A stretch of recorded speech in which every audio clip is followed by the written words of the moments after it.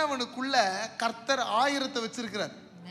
சிறியவனா இருக்கிற அந்த சிறியவனுக்குள்ள கர்த்தர் பலத்த ஜாதியை வச்சிருக்கிறார். ஏற்ற காலத்துல ஆக்சலரேஷன், எப்படி ஒரு காருக்கு ஆக்சிலேட்டர் இருக்குமோ அந்த ஸ்பீடியா ஆக்சலரேஷன் இருக்குமோ, அப்படி ஏற்ற காலத்துல தீவிரமா இதை நடப்பிப்பாராம்.